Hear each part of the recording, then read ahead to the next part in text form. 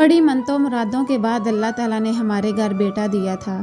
शादी के बाद 7 साल तक मैं अल्लाह की तरफ से रहमत को तरसती रही, जिसको औलाद कहा जाता है। मैं किस किस दर पे ना भटकी थी। कोई हकीम, कोई डॉक्टर, कोई पीर और कोई फ़कीर को ना छोड़ा था। हर तरफ से मायूस होकर आखिरकार मैंने अल्लाह को अपना शुआर बनाया। 5 वक्त नमाज पढ़ती थी और दुआ मांगा करती थी कि खुदा की ज़ात से मायूसी कुफ्र है, जब तक सांस है तब तक आस है। मैं फिर भी दुआ मांगती ही रही। हर सजदे में आंख से आंसू जरूर टपक जाते थे। कहा जाता है कि जो दुआ दिल से निकलती है असर जरूर रखती है, और जो कहते हैं कि अल्लाह के घर देर है अंधेर नहीं, तो ये भी मेरे मौला ने सच कर दिखाया। यूं कि शादी के 8वें साल अचानक एक रोज़ चक्कर आया और मेरी ऐसी तबीयत खराब हुई कि बावर्ची खाने के दरवाजे के बीच मैं गिरकर बेहोश हो गई। शुक्र है इस वक्त मेरे हामिद घर पर मौजूद थे। उन्होंने फौरन मुझे गाड़ी में डाला और अस्पताल ले गए। उस दिन के हाथ पांव फूल गए थे कि न जाने मेरी बीवी को क्या हो गया है। हो सकता है मिर्गी का दौरा पड़ा हो या कोई और बीमारी हो जिसकी वजह से बेहोश हो गई है। लेकिन जब लेडी डॉक्टर ने ये खुशखबरी सुनाई कि आपकी बीवी उम्मीद से है, तो मेरे शोहर की खुशी की कोई इंतहा न रही। फिर क्या था, उजड़े चमन में बहार आ गई। हर तरफ रौनक, चहल पहल, सबको बहुत खुशी हुई। दिन गिने जाने लगे कि कब वो खुशी की घड़ी आए जब घर में बच्चे की रोने की पहली आवाज़ सुनाई दे और माँ बाप, दादा दादी के दिल फूलों की तरह खिल उठे। महीनों पहले से नाम तजवीज़ करने लगे। एक कहता ये नाम रखेंगे, दूसरा कहता ये नाम रखेंगे। मेरे शोहर भी अपने वालिदैन के इकलौते बेटे थे। इस घर में इनका नाम लेने वाला आने वाला था। हम तो ये भी ना सोचते थे कि ज़रूर लड़का ही हो। लड़की भी सर आंखों पर के औलाद लड़का हो या लड़की, अल्लाह की ही नेमत होती है। पर कोई तो हो जो माँ के दिल की ठंडक और बाप की आंखों का नूर बने। जब काशिफ पैदा हुआ जानो हमारे घर में चांद उतर आया था।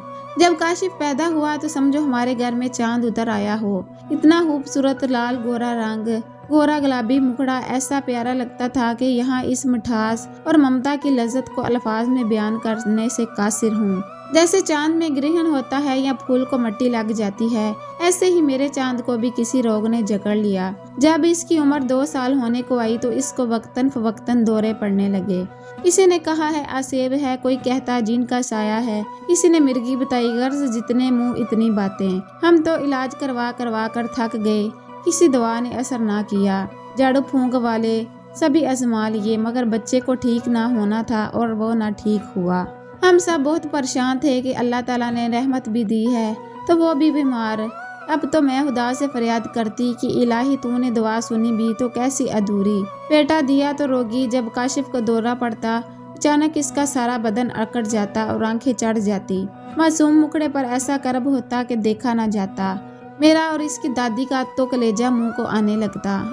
एक दिन मेरे बेटे को अचानक दौरा पड़ा तो इसकी हालत गैर हो गई। इस रोज मेरा जी ऐसा कटा कि बिलक बिलक कर रोई और दुआ की, खुदाया तू काशिफ को तंदुरुस्त कर दे या इसके बदले में हमसे किसी को उठा ले, मगर इसको अच्छा कर दे। खुदा जाने कैसी कबूलियत की घड़ी थी। काश दुआ करने से पहले जरा तो सोच लिया होता, मगर मुझ नादान ने जरा भी ना सोचा कि इसका क्या नतीजा होगा। अभी काशिफ को पालने में लटाक और आंसू पूंछ कर उठी ही थी कि दरवाजे पर दस्तक हुई। दर खोलने से कबल मैंने पूछा कौन है। सदा आई, गदा गरनी हूँ बीबी, मुझ मलंगी के कशकोल में थोड़ा सा आटा डाल दे, अल्लाह तुम्हारी सब परेशानियां दूर करेगा। मैं इस वक्त बड़ी दुखियारी हो रही थी। दिल में तो बस एक ही मुराद थी कि मेरा बीमार बच्चा सेहतयाब हो जाए। मैंने दरवाजा खोला और इस फकीरनी के कटोरे को आटे से भर दिया। इसने मेरा उतरा हुआ और परेशान चेहरा देखा तो बोली, क्या तुमको कोई बड़ी परेशानी है? मुझे बताओ, तेरी बामुरादी के लिए खास दुआ करूंगी। मैंने इसे बताया कि मेरा बीमार बेटा है, दुआ करो कि वो जल्द ठीक हो जाए। क्या इलाज कराया है? हाँ, कई डॉक्टरों को दिखाया है, मगर कोई दवा असर नहीं करती। जरा एक झलक मुझे तुम अपने बच्चे को तो दिखाओ। सामने झूले में काशिफ लेटा था। इसने मेरे बच्चे के चेहरे को गौर से देखा, फिर कहने लगी, ये एक ऐसी बीमारी है जो 1000 में किसी एक बच्चे को होती है।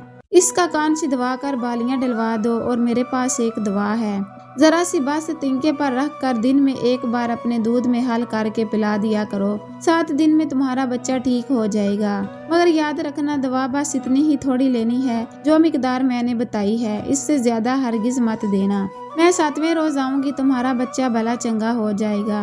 मैं टूटे दिल की ममता मारी इस मलंगनी के आसरा देने से खुश हो गई और इससे दुआ की पुड़िया ले ली जिसमें कोई सफूफ था और इसे कुछ रकम भी दी। कहा कि अगर बच्चा तंदुरुस्त हो गया तो इनाम भी दूंगी। मैं समझी कि मेरे घर इस वक्त फकीरनी नहीं, कोई फरिश्ता आ गया है। बस फिर क्या था, जाते हुए गदागरनी को खाना भी दे दिया कि घर जाकर खा लेना। काशिफ को जब दौरा पड़ता वो निढाल हो जाता था। दौरे के बाद वो गनुदगी में चला जाता और कई घंटे तक सोता रहता। दौरे से इस कदर लागर हो जाता जैसे किसी ने इसके बदन की तमाम कुव्वत छीन ली हो। मैंने मलंगनी की दी हुई पुड़िया दराज में रख दी कि जब बच्चा जाग जाएगा तो दवा दे दूंगी। मगर काशिफ के उठने से पहले ही मेरे शोहर आ गए और बेटे को प्यार करने के लिए इसके झूले की तरफ बढ़े। मैंने मना कर दिया कि इसे अभी ना जगाइए, दौरा पड़ने से निडाल हो गया है, नींद पूरी करने दे। फिर मैंने खुशी खुशी इनको आज की बात बताई कि एक फकीरनी आई थी, एक पुड़िया दे गई है, कहती थी इसको तिनके पर रख कर जरा सी खिलाकर अपना दूध पिला देना, ये ठीक हो जाएगा। वो बोले, तुमने दवा खिला तो नहीं दी? नहीं, अभी तो नहीं खिलाई। मैंने कहा। वो कहने लगे, ऐसी जैली मलंगनियां बहुत फिरती हैं तुम औरतों को बेवकूफ बनाने को। इधर लाओ वो पुड़िया, मैं देखूं तो सही इसमें क्या है। मैंने इनको पुड़ी दराज से निकाल कर दे दी। उन्होंने इसे खोलकर देखा तो हंसने लगे और बोले, ये तो राख है चूल्हे की। ये मलंगनियां फकीरनियां फ्रॉड होती हैं, तुम जैसी सादा औरतों को बेवकूफ बनाती हैं। ठग कर ले गई होगी तुमसे मोटी रकम। हाँ तो ले गई है कुछ रुपए। ठीक है, अब देखो मैं इसे चखता हूँ, फिर तुम भी चख कर देख लेना। ये चूल्हे की राख के सिवा कुछ नहीं है।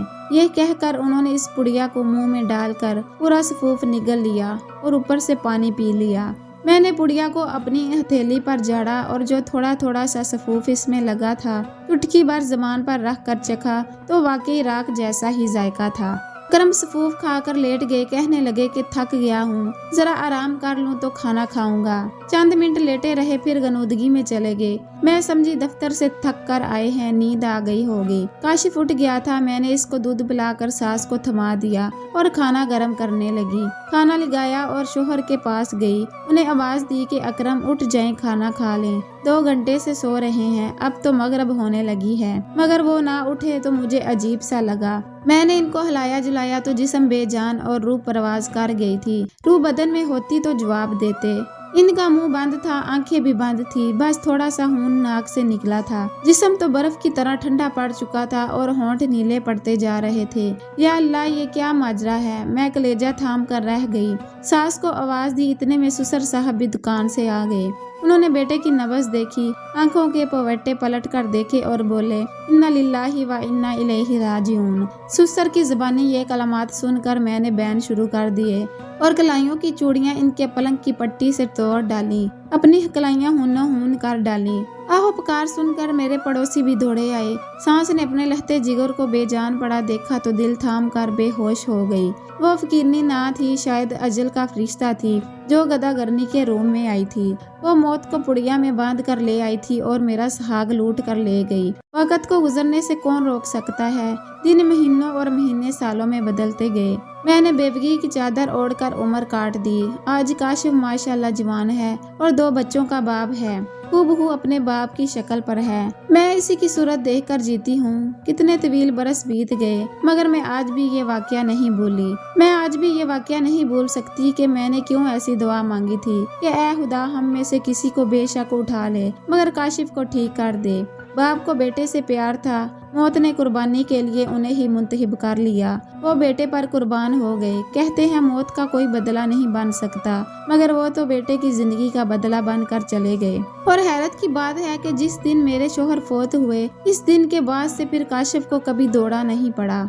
इसलिए कहते हैं कि दुआ सोच समझ कर मांगनी चाहिए कि कोई कबूलियत की ऐसी घड़ी होती है कि खुदा दुआ कबूल कर लेता है। इसलिए हमें अपने रब से हर वक्त अच्छी दुआ की उम्मीद रखनी चाहिए और मुंह से अच्छे अल्फाज निकालने चाहिए कि जिसका बाद में हमें कोई पछतावा ना हो।